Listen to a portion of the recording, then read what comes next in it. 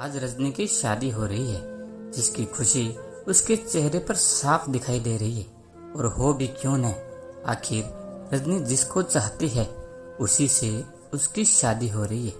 लेकिन शादी के बाद वो चाहती है कि उसके सिर्फ बेटे ही पैदा हों, क्योंकि उसे बेटियां बिल्कुल भी पसंद नहीं है। आखिर इसके पीछे क्या है वजह, आइए रजनी के अतीत में जाकर जानते हैं। रजनी बचपन से ही अपने गांव में पली बढ़ी। हमेशा से ही उसने गांव की जिंदगी देखी थी। उसके माँ बाप भी गांव के ही थे। रजनी को हमेशा लड़की होने का ताना मिलता था। उसके माँ बाप हों या फिर उसके कुछ रिश्तेदार, सभी लड़कों को ज्यादा महत्व देते थे। इसलिए रजनी को भी लगने लगा कि लड़के जीवन में ज्यादा महत्व रखते हैं। रजनी आगे पढ़ना चाहती थी, लेकिन उसके माता पिता ने उसकी पढ़ाई बंद करा दी और उससे कहा, हमारे भाइयों की पढ़ाई ज्यादा जरूरी है, वो हमारा साथ आखिरी तक देंगे, तुम तो पराया धन हो। अब तो रजनी को भी लगने लगा था कि लड़के लड़कियों से ज्यादा इम्पोर्टेंट होते हैं। एक दिन तो हद हो जाती है जब रजनी अपने छोटे भाई राजू को लेकर खेत से वापस आ रही थी। सामने बड़ी सड़क पर जैसे ही रजनी राजू को लेकर आगे बढ़ती है तो एक बाइक वाला सामने से आकर राजू को टक्कर मार देता है। रजनी तो बच जाती है, लेकिन राजू के पैर में फ्रैक्चर हो जाता है। वहां पर खड़े लोग जल्दी से राजू को ट्रीटमेंट के लिए हॉस्पिटल ले जाते हैं। जब रजनी के घर वालों को ये बात पता चलती है तो पूरे घर में जैसे हल्ला मच जाता है। रजनी के घर वाले हॉस्पिटल पहुंचकर रजनी को हॉस्पिटल में ही खूब खरी खोटी सुनाते हैं। रजनी की माँ रजनी से कहती है, सत्यानाश हो तेरा, जो तू राजू का ख्याल नहीं रख पाई। अगर मेरे राजू को कुछ भी होता तो मैं तुझे जिंदा नहीं छोड़ती। काश मेरे बेटे की जगह तेरा पैर टूट जाता। तू क्यों जिंदा है, तू मर क्यों नहीं गई।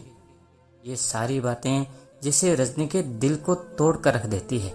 उसे पूरी तरह से ये एहसास हो जाता है कि लड़की होना एक अपराध है, लड़की नहीं होनी चाहिए। अब वो जब भी किसी लड़के को देखती तो अपने बारे में सोचती कि काश मैं भी एक लड़का होती तो मुझे भी महत्व मिलता। शुरू में रजनी को अपने लड़की होने पर सिर्फ अफसोस होता था, लेकिन जैसे जैसे वो बड़ी होती गई उसका वह दुख नफरत में बदल गया। अब उसको लड़कियों से सख्त नफरत हो गई। अब उसकी सोच भी औरों की तरह हो चुकी थी। वह चाहती है कि सबके घर सिर्फ लड़का ही जन्म ले। उसको लगता है कि जिस घर में लड़की पैदा होती है वो घर मनहूस हो जाता है।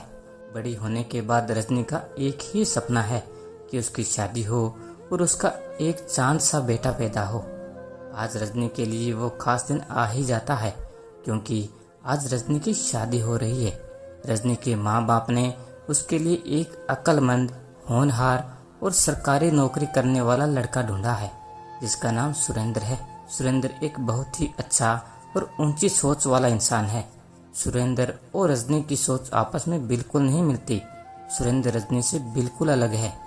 सुरेंद्र से शादी होने के बाद रजनी बहुत खुश रहती है और सुरेंद्र से कहती है कि मुझे उस वक्त का इंतजार है जब हमारा एक प्यारा सा चांद जैसा बेटा होगा। इस पर सुरेंद्र रजनी से कहता है कि लड़का हो या लड़की, बच्चे तो हमारे ही होंगे ना, मेरे लिए दोनों ही बराबर हैं। हाँ, लेकिन अगर बेटी पैदा हो जाए तो मुझे और भी ज्यादा खुशी होगी। सुरेंद्र की ऐसी बातों से रजनी को बहुत गुस्सा आता है और वह सुरेंद्र से बहस करती है कि उसे लड़का ही पैदा होगा।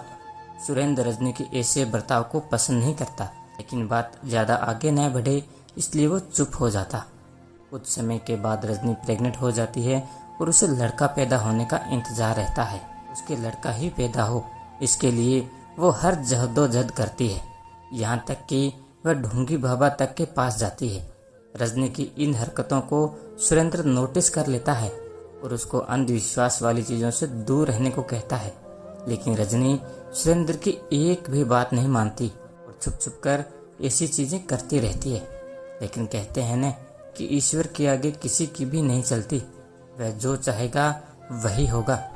रजनी की इतनी कोशिशों के बाद भी उसे लड़की ही पैदा होती है। बेटी पैदा होने से रजनी का पति सुरेंद्र तो बहुत खुश रहता है, लेकिन रजनी अपनी बेटी को गोद में लेना तो दूर, उसका चेहरा भी नहीं देखती। हॉस्पिटल में नर्स रजनी से कहती है, मुबारक हो, आपको बहुत ही प्यारी सी बेटी हुई है। तो रजनी उस पर गुस्सा करते हुए कहती है कि बेटी नहीं, मनहूस पैदा हुई है। नर्स रजनी के ऐसे बर्ताव से डर जाती है और रूम से बाहर चली जाती है। थोड़ी देर के बाद सुरेंद्र रजनी के रूम में आता है और खुशी से अपनी बेटी को गोद में लेकर रजनी के करीब जाता है और रजनी का धन्यवाद करता है कि उसने इतनी प्यारी बेटी पैदा की। रजनी गुस्से से मुंह मोड़ लेती है और सुरेंद्र से कहती है, रखो तुम अपनी बेटी अपने पास, मुझे तो बेटा ही चाहिए, बेटी नहीं।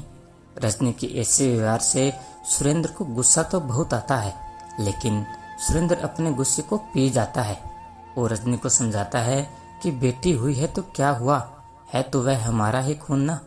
अगर हम अपनी बेटी के साथ ऐसा सलूक करेंगे तो फिर दूसरों से क्या उम्मीद करेंगे। सुरेंद्र के इतना समझाने के बाद भी रजनी उसकी एक नहीं मानती और न ही अपनी बेटी को अपना दूध पिलाती है। हॉस्पिटल से डिस्चार्ज होने के बाद सुरेंद्र रजनी को घर लेकर जाता है। घर पहुंचने के बाद वह रजनी से कहता है कि अब बहुत हो चुका तुम्हारा, तुम मेरी बेटी को अपना दूध पिलाओ।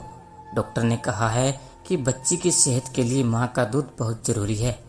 रजनी सुरेंद्र की बात नहीं मानती और कहती है, मैं किसी भी कीमत में इस मनहूस को अपना दूध नहीं पिलाऊंगी, चाहे कुछ भी हो जाए। इस पर सुरेंद्र को बहुत गुस्सा आता है और वह रजनी को धमकी देता है, अगर मेरी बेटी को कुछ हुआ तो मैं तुझे तलाक दे दूंगा। सुरेंद्र के इस तरह धमकाने से रजनी थोड़ा डर सी जाती है और अपनी बेटी को दूध पिलाने के लिए राजी हो जाती है। दूध पिलाने के बाद भी रजनी को अपनी बेटी पर थोड़ी भी मोहब्बत नहीं आती। उसकी बेटी उसे बोझ की तरह लगती है। 4 दिन गुजर जाते हैं, लेकिन रजनी को अभी भी अपनी बेटी पर प्यार नहीं आया। वह मन ही मन सोचती है कि काश ये मर जाए। अगर सुरेंद्र का डर नहीं होता तो शायद रजनी अपनी बेटी का गला घोंटकर ही उसे मार देती, लेकिन पति की दी हुई धमकी उसे याद रहती है। वो ऐसा मौका तलाश कर रही थी जिससे कि उसकी बच्ची मर भी जाए और उस पर इल्जाम भी नहीं आए। और एक दिन उसे ये मौका मिल ही जाता है जब उसकी बुआ उससे मिलने आती है। रजनी की बुआ बच्ची से मिलकर बहुत खुश होती है और रजनी से उसका अच्छे से ख्याल रखने को कहती है। रजनी की बुआ रजनी से कहती है, सर्दी का दिन है, तुम अपना और बच्ची का ख्याल रखो। अभी कुछ ही दिन हुए हैं बच्ची की पैदाइश को। तुम्हारा और बच्ची का दोनों का बदन कमजोर है, इसलिए ठंड से बचना। अगर तुम ठंड से बचोगी तो बच्ची के लिए भी अच्छा होगा। अगर तुम्हें ठंड लगी तो बच्ची को भी लग जाएगी, क्योंकि वह तुम्हारा दूध पीती है। रजनी पहले तो बुआ की बातें सुनकर मन ही मन गुस्सा करती है, लेकिन फिर बाद में कुछ सोचकर थोड़ा मुस्कुराती है। रजनी को मौका मिल जाता है अपनी बेटी को नुकसान पहुंचाने का। वो मन ही मन सोचती है, क्यों न मैं ठंड से बचने के बजाय ठंड के करीब जाऊं ताकि मुझे सर्दी हो जाए, और जब मैं बच्ची को दूध पिलाऊं तो उससे नुकसान पहुंचकर वो मर जाए। रजनी अपना पूरा मन बना लेती है ऐसा करने का, और सुबह होते ही 5 बजे सर्दी में वो ठंडे ठंडे पानी से नहा लेती है। उसके बाद बाहर खेतों में वो ठंडी ठंडी हवा में काफ़ी देर तक टहलती है। फिर वो घर आती है, बच्ची को दूध पिलाती है और अमरूद खाने के बाद शाम को वो फिर ठंडी हवा में बाहर टहलने निकल जाती है। रात में जब वो अपने बिस्तर पर लेटती है तो रजनी की हालत खराब हो जाती है। वह बुखार में जलती रहती है और जैसे ही वह अपने पति को कुछ इशारा करने जाती है, अचानक से वो दम तोड़ देती है।